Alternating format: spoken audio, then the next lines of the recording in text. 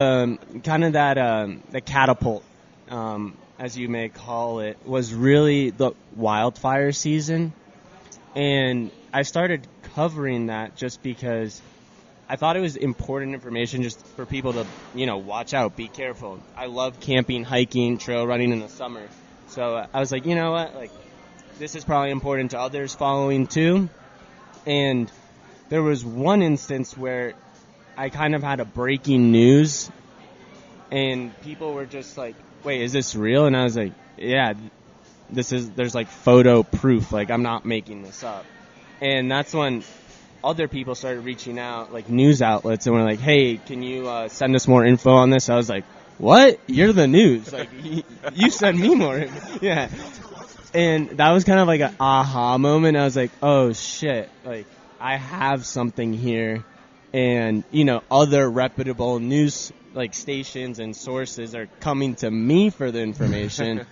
Like, I think like this is going to work. And it is. Like, it's very indicative. Like, let's say you're going up to hike or camp this weekend. When you get on the road, you're like, I'm going to check I-70 things. Like, yeah, you check Waze and Google Maps, but you're also like, let's see if it's a clusterfuck in Idaho Springs or in Vail. So that's where it kind of gets into, like, I'm a reliable source of, like, the pulse of the industry, which is fucking sticker, because it started out as a spoof page. Yeah, and, it's been a wild transition and a wild ride. Obviously, a lot of work. I don't think people understand how much work really goes into. So what does work entail for this page or the project? Like, what does it, take us through the You got any interns? Great question. So We've got one. So I did have a couple interns. Shout out to Jenna. She was amazing. She did a lot of our writing stuff. And then Colin did a lot of our video and content stuff. And they both went to Boulder, so SCO Buffs. And, that was very helpful for me in particular, just because the amount of emails, DMs, all that stuff. I mean, I try to get to all of them, but it's physically impossible. Maybe if I had a team of like 5-6 people looking at them all the time, I'd be able to, but, it's not feasible. So your DMs look like kind of like an Instagram thought. You have like 2,000 people trying to slide in. It's like, when people like put this on Barstool, it's like this, like, oh shit, I'm trying to get on I-70 things. Let's get a picture of this. And it's like sometimes you get there, sometimes you don't. But I mean, that's awesome. What a great thing to be supported like that. No, that's true. Sorry. Need some new interns. Let's get you sorted out. If he would have said Zane, I would have fucking lurched at him. Because Zane's our intern. Oh. We got him 2 years ago now. He's back in Pittsburgh. I love you, Zane. But we still speak of him as if he was sitting in our third chair. I love that. Yeah. Shout out, Zane. Yeah. Ghost of Zane still lives on. Dude, you know what's funny though is like I was telling Kip this earlier today. I was like, when I first thought of like who runs I-70 things, I thought it might have been like a member of CDOT. Like I was like, it's some like younger guy working for Colorado Department of Transportation up there at the Eisenhower Tunnel, bored as shit, and I was way off. Yeah, he's a cool dude. He's right here in our backyard. That's awesome. Yeah, and I think one of the coolest things is like, it's a very peer-to-peer relationship. I mean, I myself am part of the community, right? I also look at I-70 things stories, for example, and post to see what's up. Sure, I'm posting them and all that good stuff, but the coolest part is that information is valuable for all of us. And a lot of brands try to build a community, but very few actually build one. And I'm very proud of this community because it's Kip and Chris sending Alejandro information that benefits everybody. And we're all part of the team. You know what I mean? Yeah. Everyone's kind of rowing together, and that's kind of how we, aimed at ours. Is like we may not be, y'all are 10 times our size, but it's like, if you have 50 people that, truly believe in the food or the wine or the weed we put you on, then that's what matters. Because if you had 50, it's 300 versus 3,000. If you have that 300, that's, rock hard. And that's what it is. You build a community of people that are like, not only like-minded, but we're on similar goals. So I'm sharing this with us, not only because it's funny, but also it's like, oh, by the way, we've been stuck at the Eisenhower Tunnel for an hour and a half. Folks are going to be like, oh, maybe we're not going to make it up. Let's turn it around. But some of it's like funny, but some of it's like really good information to know. Like, hey, like, why don't you like put some good fucking tires on and like prepare for winter and shit like that. Like, you still have to chain up. And by the way, this is what it looks like in the Eagle right now. Like, because this truck was being driven. I love it. And we also wanted to learn a little bit about the backstory behind the I-70 things, but we wanted to ask you some I-70 questions as well. Like, what is the biggest, or the most heavily constructed area where you get the most pits from? Like, is it Eisenhower, the Golden Merges? Is it the Rail Pass? Where does the most congestion stew? That's a great question. The death zone. So I'd say there are probably 3 sections that are, say, the most notorious for me, like, receiving content from, or, issues happening, whether it's accidents or road closures, all that good stuff. So let's start east and then go west, right? So we have Floyd Hill, just because. Eastbound Floyd Hill where the sun's hitting? Well, the glare. Sorry, so if we start on the east side and then go westbound, but start east, go west. Floyd Hill. I mean, unfortunately, I don't know what it is. I know now, they're starting the construction project.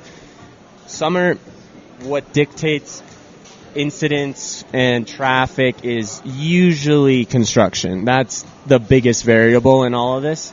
In the winter, as you guys know, I mean, it is just weather. Weather is the biggest variable. But it's crazy. Like, I saw something the other day where, like, actually, like, there's more fucking crashes on I-70 during the summer than there is in the winter, which was fucking wild. It's just because, I'm not just because, but I'm going to guess it's because you're actually having to move slower, so one wreck will domino, like, the time frame in the wintertime, because you're moving so methodically slow that it's going to make it even backlog even worse. Whereas in summer, people are just hiking 75 down the road, and if there's a wreck, there's more of them. That's probably easier to clear, minus your famous truck case. Yeah, I mean, I couldn't agree more. I think also, what's not considered a wreck is a car that has inadequate tires and is just slowing everyone down when it's snowing, right? In the left lane? Yeah, in the left lane usually. Shout out to the left lane campers. Yeah. Well said. I drive by someone daily and I'm just like, fuck you. I'm not even that angry as a person. I'm actually very happy. But people that camp in the left lane, like, I hope they get Alzheimer's. Forget shit. I mean, it's insane because I don't know if you've ever driven in Europe, but in Europe, I mean, left lane camping is just not a thing. You'll have someone fly up right behind you, get on your ass, and you are like, oh, I gotta move over. Shit, right? My bad. You feel bad. Yeah. Here, it's like, go around. And it's like, what do you mean go around? Yeah. So Floyd Hill's the first miserable spot. Where's the next miserable spot? Next one's definitely the tunnel. And obviously, being the highest vehicular tunnel in like the U.S. interstate system. I know, I love it. You need to make like a coffee table book. That's my idea for you. That one's free. I love that.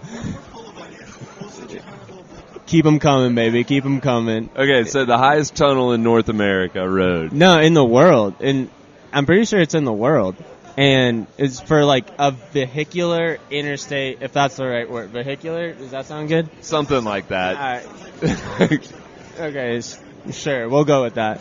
So, yeah, I'm pretty sure it's in the world for interstate. And, I mean, it's 1.7 miles long and cuts directly through the Continental Divide, right? So, I mean, it's one of these things that when you think about it, you're like, shit, I'm going directly through a mountain, and not only a mountain, like a very important mountain range, obviously the Rocky Mountains, but also the Continental Divide. And the weather, one of the craziest things is when the weather on one side is like sunny and you get out on the other side and you're like, shit, it's dumping snow. Where you're white knuckling. Dude. And I mean, the grade obviously of the road is very steep. So you have let's say inexperienced drivers, coming to Colorado for business, pleasure, whatever it may be, and you just basically throw them onto this highway, and you're like, good luck. And, one of the interesting things is I'm trying to work with one of our representatives here in Colorado to get a bill passed on... No, but the thing is, if we were in D.C., I'd call it lobbying. Here, I think what the real term is, like, let's just create some change. Because I can help with brand awareness all day.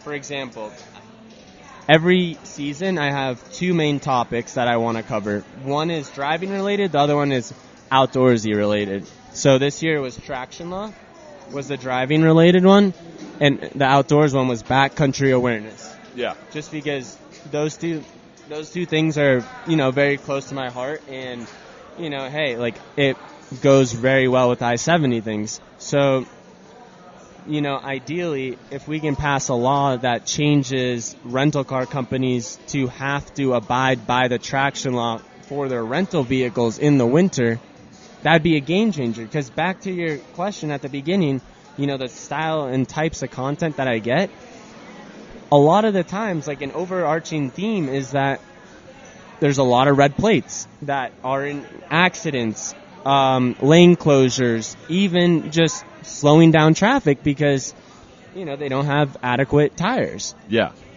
That's very, I like how you're approaching it. Like, let's use the page for good in this instance of making it literally PSAs that we use it. Obviously, I don't know if this year you picked one, but, the fact that we're seeing the dogs for fire at any given time would be fun one for the summer. But, I like where your head's at, looking campers. I mean, fucking know. But at the same time, it'd be better for everybody. Not only would it be safer, but also, like, the flow of traffic would be better. Like you can't build more road to make it easier. Like, it would just, expand on the problem. I mean, that's a great point. The thing is, it's a win-win. The roads are safer for all of us who are on the road.